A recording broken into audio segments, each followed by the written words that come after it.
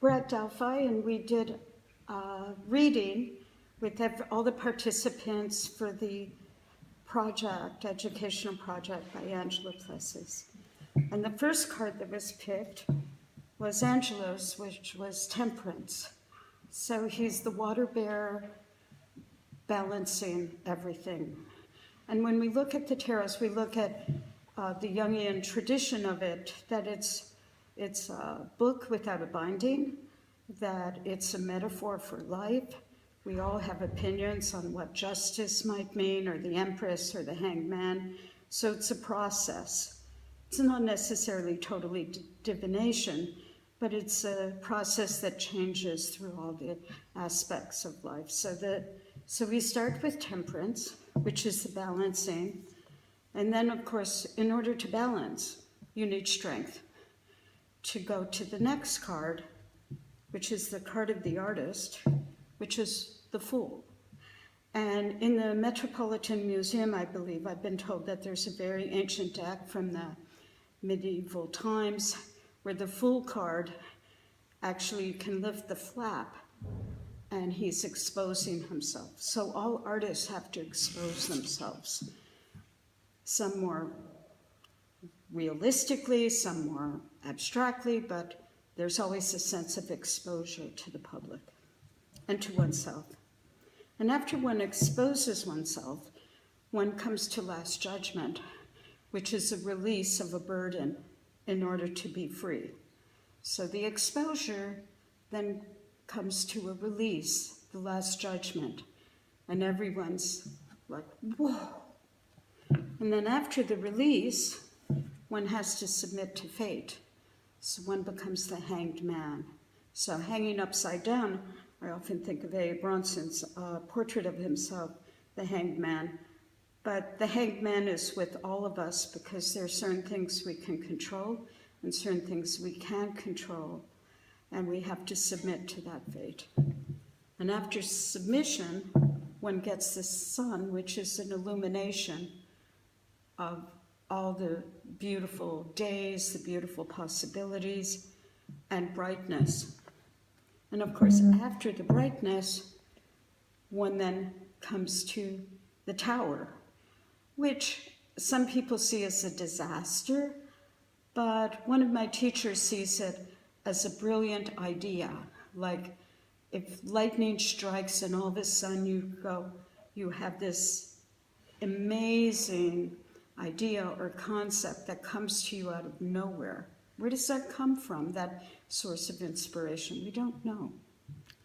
And then there's Justice, which again is sort of the fairness of everything. And the justice, as you see with the balancing scales and the sword, justice isn't always, shall we say, kind, but we try and work with it. Sorry, my arms aren't long enough. And then from Justice, after the scales of justice, comes the Empress. So the Empress is a birth card. So again, a different type of birth. The Empress, she's embracing, she's holistic. She might be a little haughty, but again, it's sort of it's a culmination of birth, renewal, to the Death card, which is one of transformation. So if we think of death, there's always what happens after death, or in terms of the mythology of the Death card and the tarot, is that after that, there's a transformative thing. So all of us had certain parts of our lives that we've left behind, and then we go on to a new life, even within one life.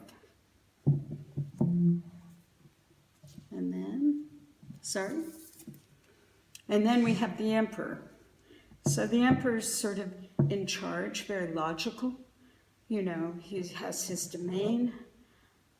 He's coupled with the Empress, but that's the part of ourselves where the Empress is the feminine, the Emperor is the masculine, the male energy of like dominion and like will and action. And then, sometimes in India, after you've accomplished what you've wanted to materially, you see, if you go to Rishikesh or by the Ganges, you find these very educated sadhus wearing nothing but a little loincloth. And they've actually been very successful materially, but at some point in the middle part of their lives, they abandon everything and they go for a new retreat, a new awakening, a new spiritual resolve.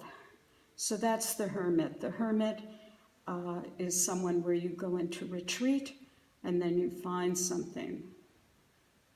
And also, most artists, I think the hermit relates to the Fool card, which is the artist, because any artist has to do some retreat in order to make their work. It's not always made with like lots of people around. And then the top card is the Chariot, and this is the Chariot from Delphi. So this is a very famous sculpture that was made here so many thousands of years ago. It's bronze, which makes it somewhat unusual. It survived an earthquake. And the Chariot is famous in terms of the tarot cards with its action. It has some success, but the horses are going in different directions. So you have to have the strength to embrace the directions of the horses as you go forward. So this is what we pulled for the residency. Thank you.